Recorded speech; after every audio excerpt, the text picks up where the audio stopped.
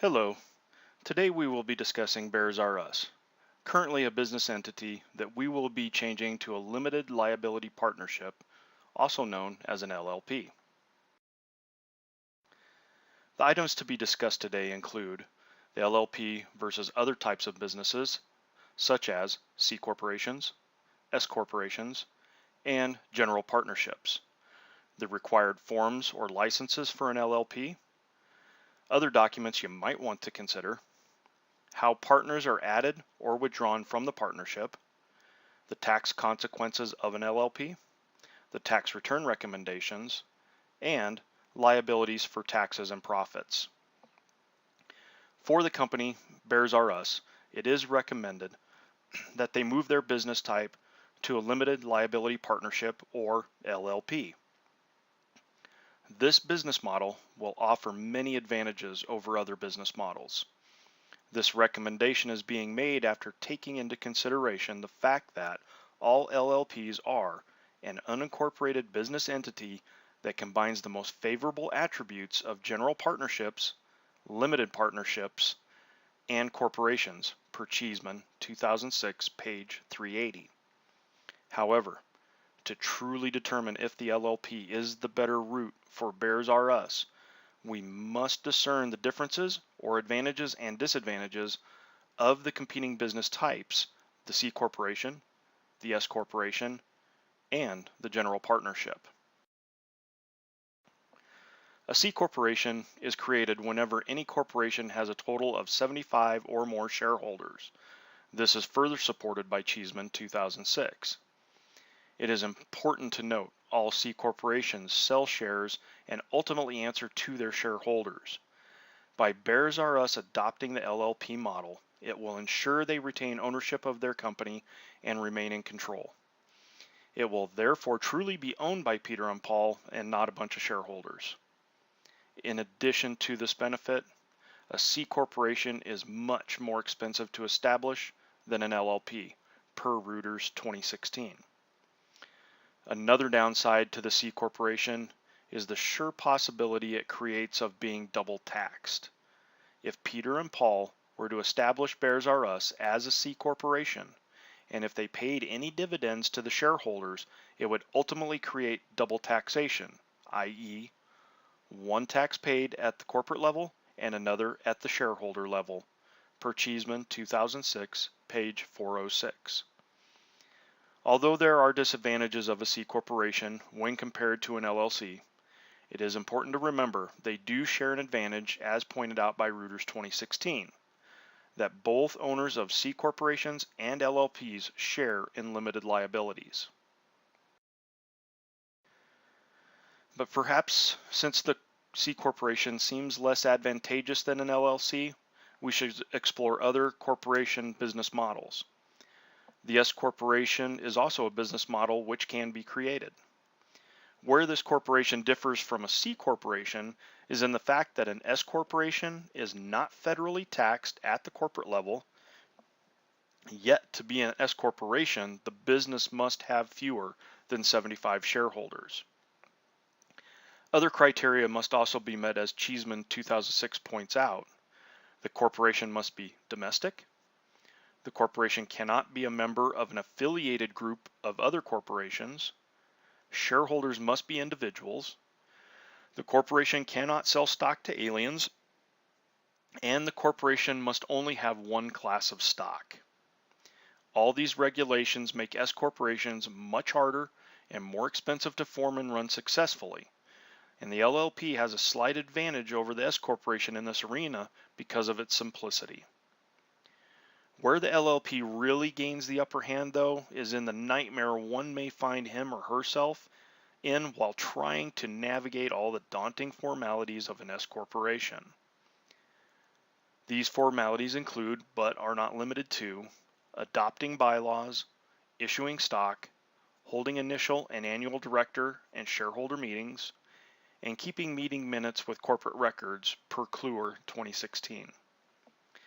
With just Peter and Paul being the only two individuals running the business, the S corporation is clearly too intricate and involved to be set up and run by only two individuals.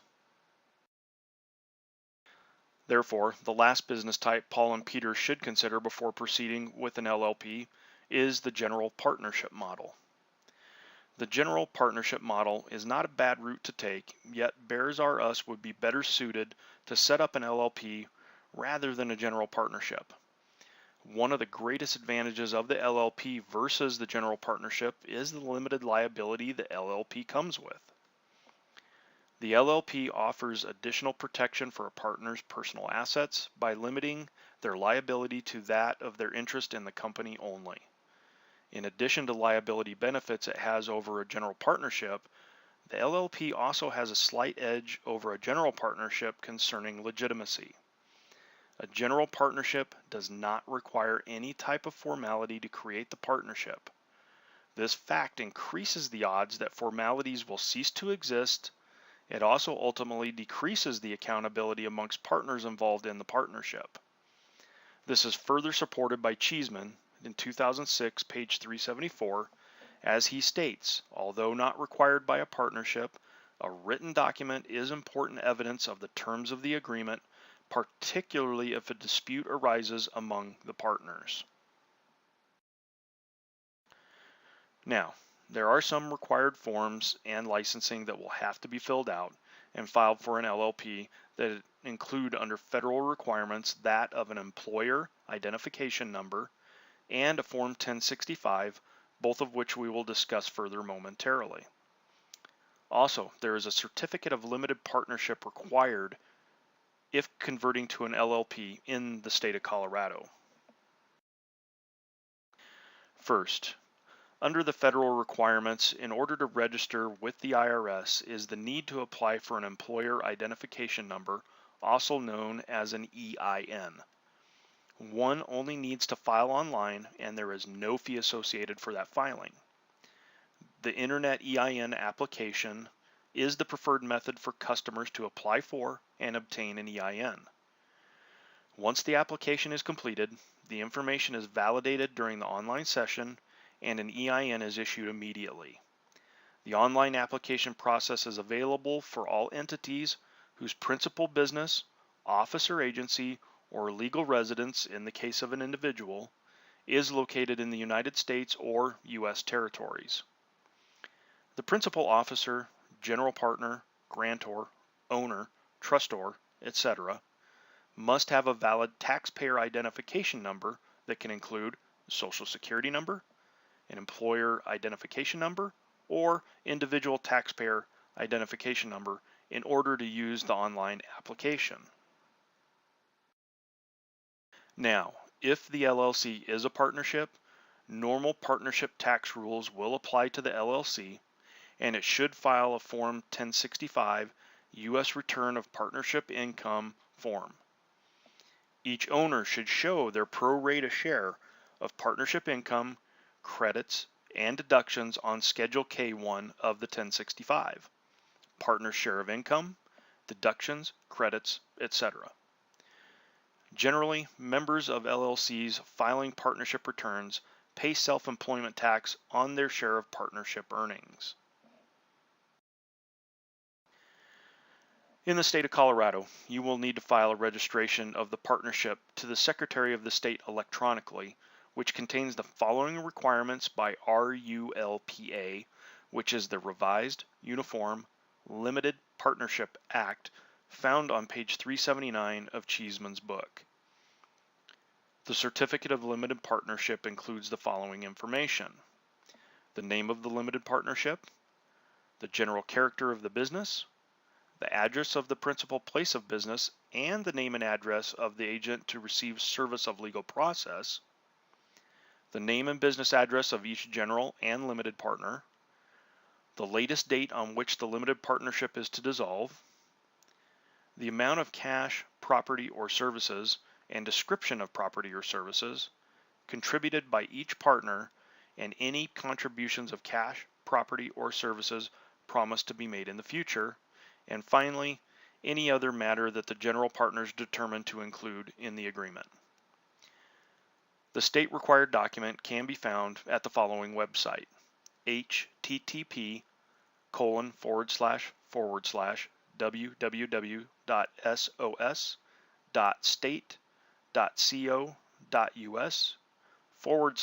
pubs/business/main.html/LLP. So beyond the essential documents for creation, are there any other documents or written agreements that should be considered at this time? How do they bring in new participants or release departing ones?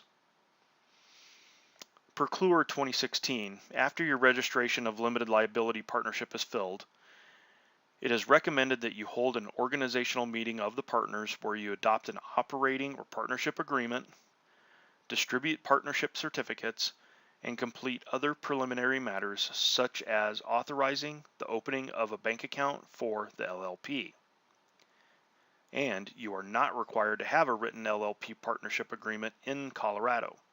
However, a written partnership agreement is highly recommended per Steingold 2016, and it should include the following: name of the partnership, contributions of the partnership, or to the partnership, allocation of profits, losses, and draws, partners' authority, partnership decision making, management duties, admitting new partners, withdrawal or death of a partner, and resolution of any disputes. Check with your local Secretary of State to determine if you need to obtain a business license due to the profession of the business. As per Cheeseman 2006 on page 381, in most states, LLP restricts the use of the LLPs to certain types of professionals such as accountants and lawyers. Now, the state of Colorado requires you to file a periodic report annually for your LLP per Steingold 2016.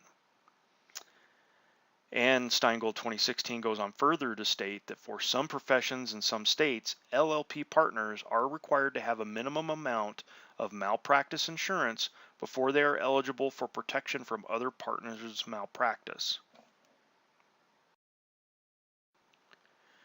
It should also be noted that the addition and withdrawal of partners should be spelled out in the partnership agreement.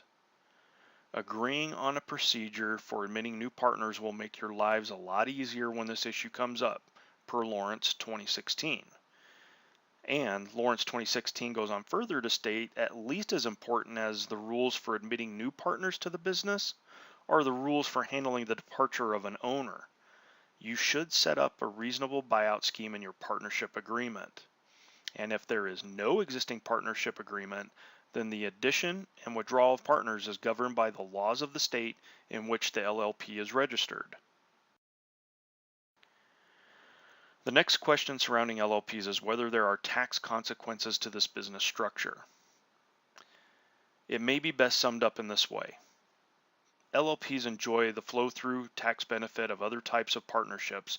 That is, there is no tax paid at the partnership level, and all profits and losses are reported on the individual partner's income tax return, per Cheeseman 2006, page 381. A general partner's income is subject to income tax and self-employment tax. A limited partner, however, reports his share as passive income or loss, and passive income is not subject to self-employment tax. But any passive loss can only be deducted from other passive income or losses and not from a limited partner's general income, per Chmielewski 2016, paragraph 4. Therefore, I would recommend that the partners in the LLP prepare their own income tax return forms and file them according to their share of the income from the LLP. So the final questions that remain are who is liable for the taxes under this new business structure and who is entitled to the profits. Under the new structure, both partners are liable for taxes according to their share of the income from the LLP. Now, pertaining to the allocation of income, losses, and gains, LegalZoom paragraph 1 states, if there is no partnership agreement, then income, losses, and gains are allocated proportionally based on the partnership interests of each partner. Partners can agree among themselves as to how income, Losses and gains will be divided among the partners, and the partners then report the allocated amount on their individual tax income returns and pay taxes accordingly. As per definition given under Income Tax 1961, firm includes LLP. Therefore, conversion of firm into LLP will be conversion to itself, i.e., no change, nothing happened in the eyes of the income tax law, subject to A, the right and obligations of the partners remaining the same after conversion, and B, if there is no transfer of any assets or liability after the conversion. Per Aurora 2015, page 3. Overall, we have presented our case as to the conversion of this business entity to that of a limited liability partnership when compared to the other business types available. The structure of the LLP suits Bears R Us because it openly affords the partners limited liability to their capital contributions only and puts all debt liability on the LLP itself. Peter and Paul are thus able to enjoy control of their business to accomplish the goals pertaining to their entrepreneurial vision. Aside from understanding the requirements at the federal and state levels, most information concerning the conversion to an LLP are widely available online and makes it therefore easy enough for this partnership to make the said conversion to the LLP structure. The only thing Peter and Paul need to worry about now is running their business and filing their individual taxes as part of the limited liability partnership. Thank you.